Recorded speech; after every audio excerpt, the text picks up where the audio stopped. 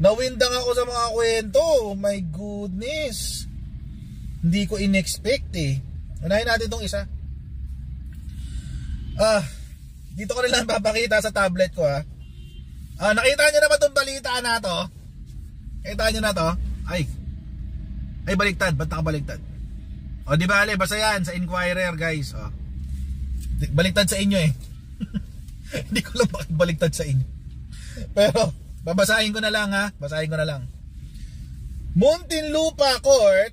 Ito na. Ready na ba kayo guys? At sabi, Muntinlupa Court allows De Lima to post bail. Ayan na nga ba sinasabi natin. Pinayagan na mag-bail si Laila De Lima, mga kotsero. Diyos ko. Alam nyo ba implications ito, mga kotsero? Alam nyo ba ang implications nito? Ang implications nito, mga kotsero, humina na yung kaso ng DOJ.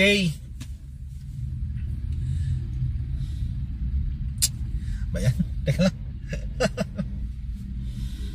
Humina na yung kaso ng DOJ, guys. Pinayagan na ng judge eh. Pinayagan na ng judge. So ibig sabihin, usually naman hindi nakakapag-post ng bail lalo if the evidence is strong. Kung yung ebidensya, yung evidence of guilt is strong, yan, hindi yan magpa-file ng ano. Hindi ka bibigyan ng bail lalo na non-bailable yung kaso tulad nung kay De Lima. But life would have it. As life would have it, ito na nga naganap. Oh my goodness. Kamusta ba kayo dyan, guys? Ay, my goodness. Di natin alam kung bakit nagkaganito. Ay, nakabasahin natin balita. Ito yung balita, binabasa ko diretso sa dyaryo. Baka kasi sabihin nyo, nag-iimbento ng balita si Coach Jared. Maraming ganyan ngayon eh. Maraming mga epal ngayon na ganyan eh. Game. Ito yung balita ni Inquirer. Muntinlupa Court allows De Lima to post bail. Ang sumulat si Tech Torres Tupas ng INQ. Okay, may picture pa ni De Lima. Ito pong balita.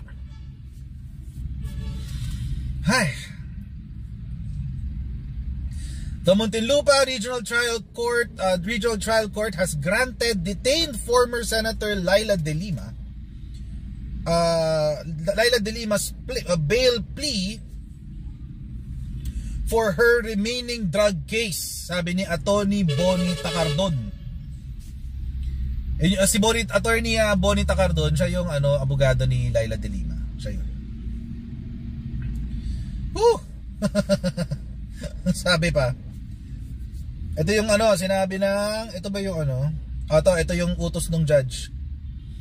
Motions for reconsideration of the concerned accused are granted. So ito yung sinulat ng judge si Hener M. Gito, si Judge Hener M. Gito ng Muntinlupa RTC. Motions for reconsideration of the concerned accused are granted. Thus, the order of the court dated June 7, 2023 is reconsidered. Consequently, accused De Lima, Bukayo, Dayan, Sanchez, and Dera are allowed to post bail in the amount of 300,000 pesos each. Maliit na halaga na lang to. Maliit na halaga na lang to. 300,000 pesos.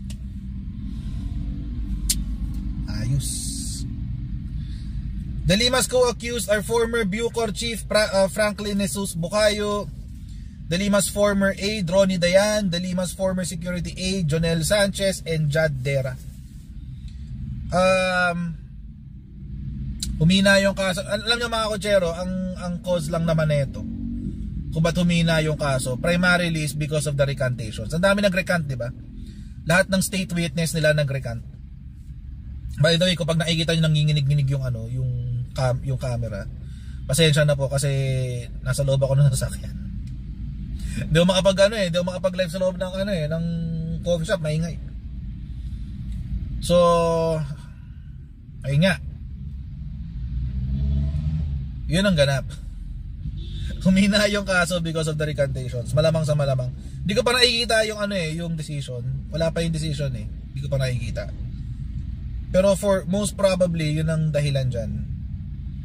State prosecutors accused De Lima and Bukayo of tolerating the illegal drug trade inside the National Penitentiary from May 2013 to May 2015 when she was Justice Secretary. Totoo naman yun. Nangyari naman kasi talaga yun.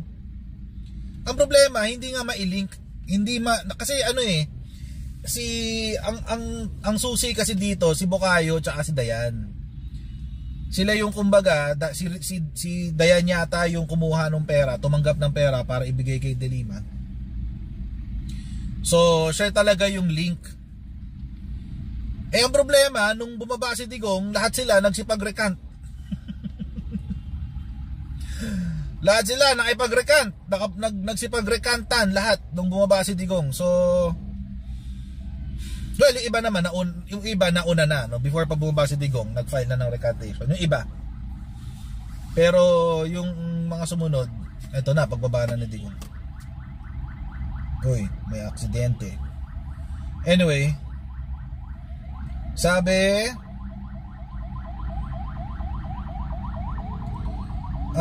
De Lima has repeatedly denied the accusations, claiming she was a victim of a political witch hunt by then President Rodrigo Duterte.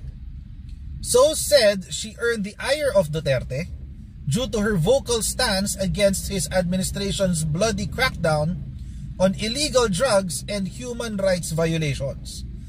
3 drug charges have been filed against De Lima, and she already won 2 through demurrer of evidence in February 2021, and the other through lack of merit of prosecution's case in May this year.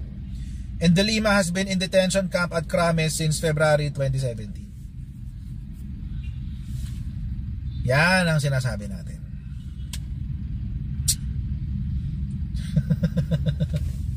Yan ang sinasabi natin, mga kotsero. Sabi ni Raiden Shogun, baka si Delulu De Lima ang trade for US weapons. I doubt. I don't think it will work like that. I don't think it will work like that. Malabo eh. Kumbaga masyadong malayo. Wala naman tayong pake kay De Lima. Dara naman pake ang US kay De Lima. As far as propaganda is concerned, doon lang siya may pakinabang. So it's pointless kung tatanggalin mo siya sa kulungan kasi mawawala yung value niya. Kasi yung value niya is only for propaganda eh. So kapag tinanggal mo siya sa kulungan, o di mas lalong wala siyang silbi. So yun. Tingnan natin yung mga responses ng mga mga kaibigan nila. Tingnan natin. Nag-comment na ba si Lailad Risa Hontivirus? Tingnan si Hontivirus. Tingnan natin, tingnan mo natin mga ibang balita. Baka may iba pang balita tungkol dyan. Ayan o, tuwan-tuwa si Rappler. Ayan o. Uy, baka yan o, si Rappler. Ito yung picture. Galing yan kay Rappler. Happy. Sabi, Laila De Lima's lawyers and friends give the former senator hugs of comfort as she breaks down upon hearing the court's decision. This decision sets in motion Laila De Lima's freedom after almost 7 years in detention. Tingnan natin yung drama. Baka may drama dito ng kaunti. Uy, ayoko ng comment section. Tanggalin natin yung comment section. Ay, naka-livestream pala. Wala siya. Ay, ano ba yan? Yung drama. Oh, see you tonight. Love dinner tonight. Pumasok na ba? Pumasok na tonight. Tonight. Mama, before after ako. Yun o. Tutuwa siya o. Title ng column ko nasulat na. For tomorrow. Nakasulat na raw yung title ng column niya. Sabi ni Lavinia.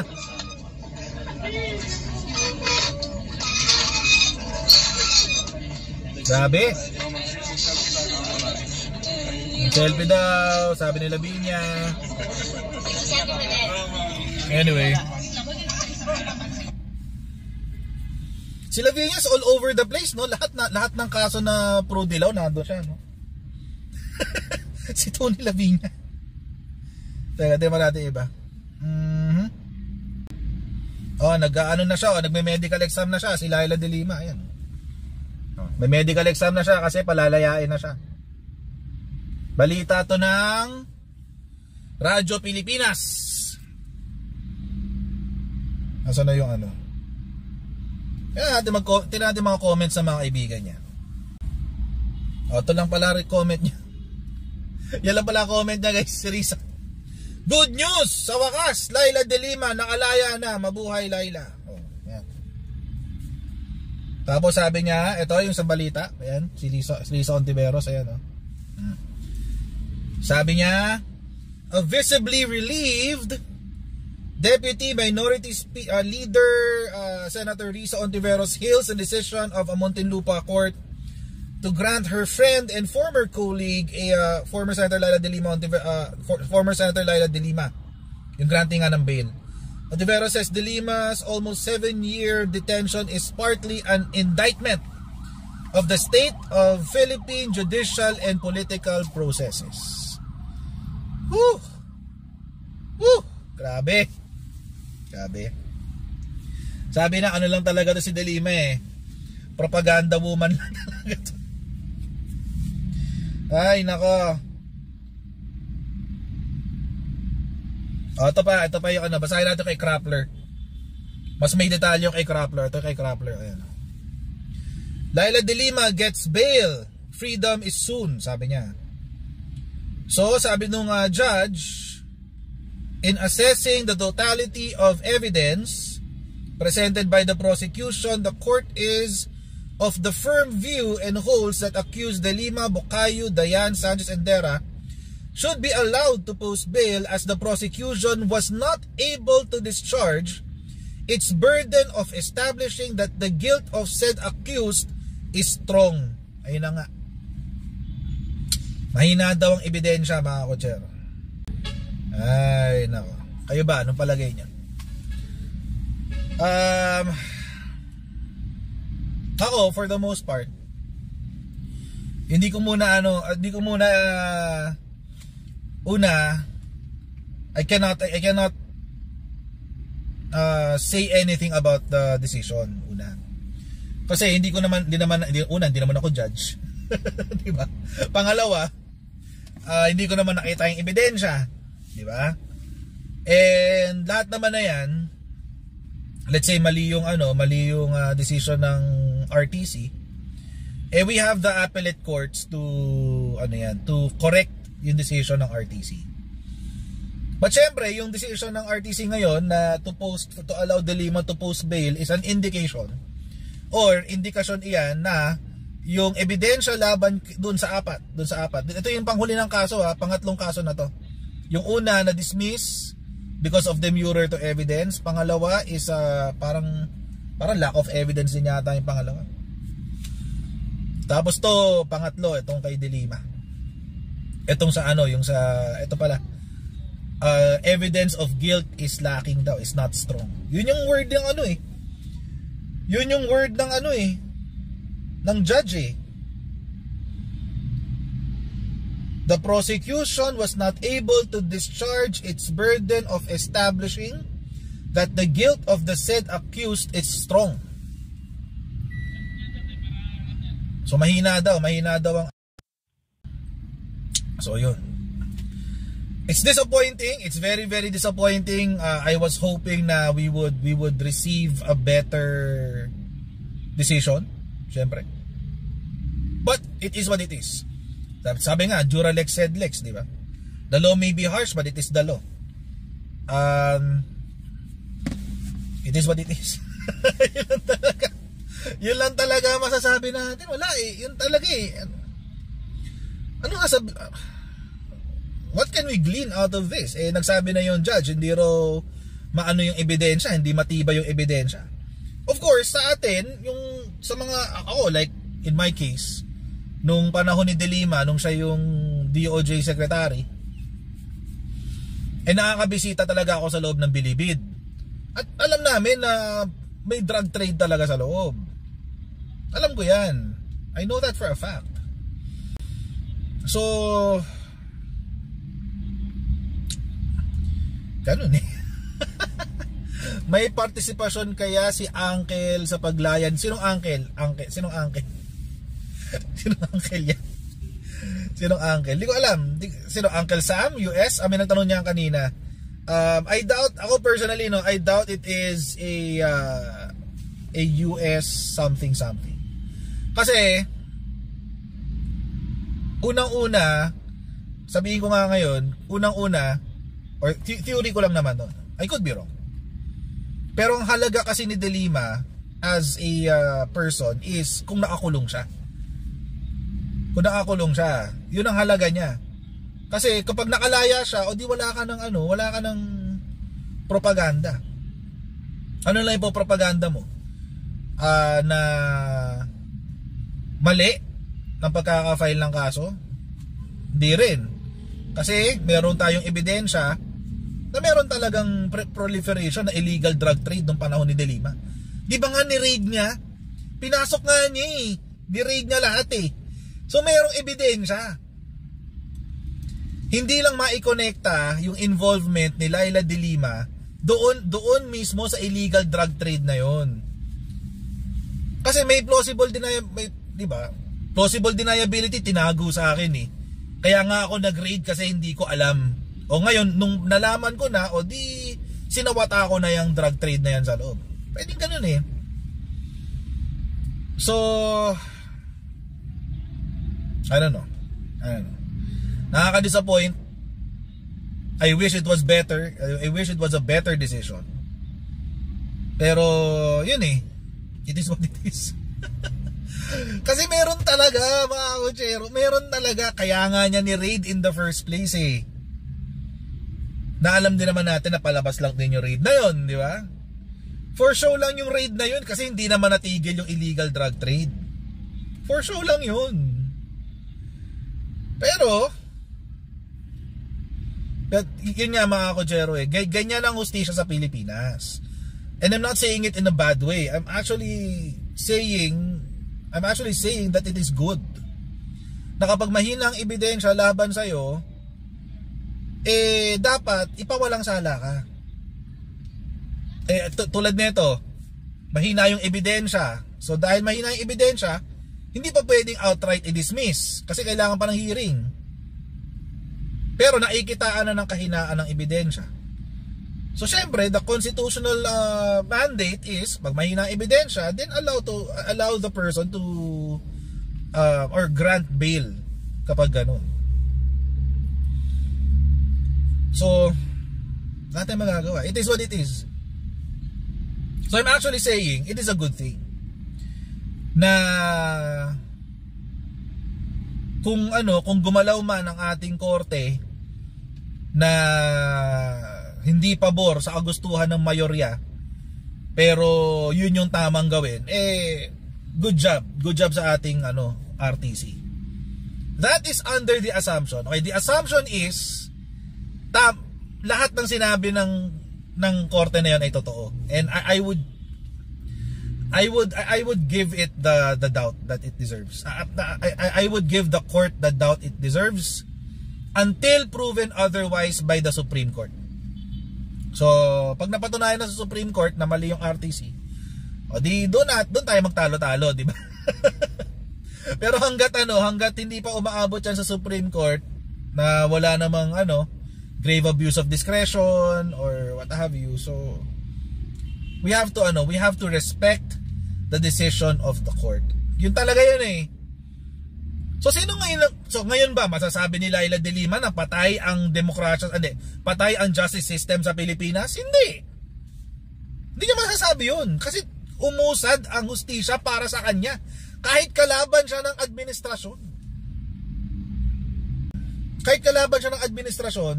Pumabor sa kanya ang hustisya. So hindi niya ngayon pwedeng sabihin na hindi, walang hustisya sa Pilipinas kasi I am detained against what do you call this? Against the rule of law, etc., what have you. So wala Wala siyang masasabing ganun. Tsaka hindi rin mo ngayon masasabi ng mga dilawamping CPP na papasukin ng ICC sa Pilipinas. Bakit? Tumatakbo ang justice system.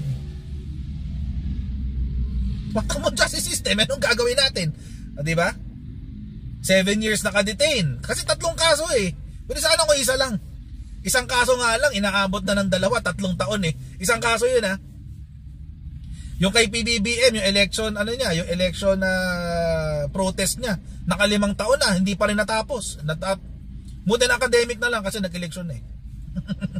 Pero hindi natapos yun. 5 taon yun.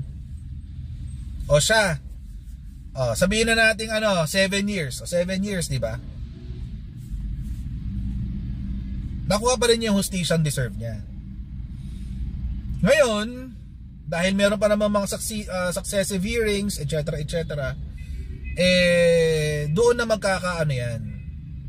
Doon na magkakasubukan. Di ba? So yung mga nagsasabi na wala nang hustisya sa Pilipinas kasi example namin si Laila de Lima naka-detain nang wala namang kasalanan, ganyan. Wala na kayo masasabing ganun. Wala na kayo masasabing ganun. Diba? Wala. Kasi nakalaya na si de Lima eh. Sabi sa inyo mga kutsero, ang halaga lang ni de Lima is for propaganda. O ngayon nakalaya na siya, ano pang propaganda gagawin nila? Di wala na. Utas. Utas na sila ngayon. Wala nang propaganda. Ganun na yan. Sorry. It is what it is, guys. Wala tayong magagawa. Ganun na yan. It is what it is. So, well, I hope na I hope this will really lead to the justice that Laila de Lima deserves. Bail pa lang naman to eh. May kakaroon pa rin ng successive hearings. So, let's see. Kung siya ba totoong guilty after magdesisyon ang RTC. Basta ang desisyon so far, 3 kaso sa 3 cases niya, yung 2 dismiss na. Wala na yon. Inapil lang ngayon yun ng DOJ, pero ewan natin kung anong magiging resulta ng appeal na yun. Tingnan natin. So ewan ko lang sa sa pangatlo. Let's see. We still have a year and a half. Assuming na mabilis na ng takbo niyan. So let's see. Pwede naman umapila ang DOJ eh. Pwede silang mag-file a motion for reconsideration. Tapos after noon, pag hindi pa rin nag-grant yung motion for reconsideration, yun. Hintayin na nila yung decision. Let's see. At least mga kutsero, if this is really the justice that Laila de Lima deserves, then it is what it is. Kung ang lang dito mga kutsero is ang impact nito kay Digong. Ang tama ng propaganda nito ngayon kay Digong. Like what happened dan sa ICC. I'm sure, I'm almost 100% sure na ang magiging drama ngayon ng mga kakamping hahabulin si Digong. So let's see kung ano mangyayari dyan. But let's hope for the best, diba? Let's hope for the best. Pero ayun, so mga kutsero, maraming pong salamat sa panonood sa atin ngayong gabi. Huwag niyo po kalimutan supportan palagi yung ating channel So meron tayong Coach Jared YouTube channel, paki-subscribe na rin po yan. Tapos paki-like at paki-share na rin po yung mga videos natin para happy. So maraming pong salamat sa nandito ngayon sa live stream natin, and I'll see all of you in our next live stream the moment na maglibre uli yung oras ko. Na-tsempohan lang talaga tayo guys na meron tayong 1 hour to spare today. Okay, so mga kutsera, I'll see all of you in the next Coach Jared Live. Bye everyone, see you next time. Bye.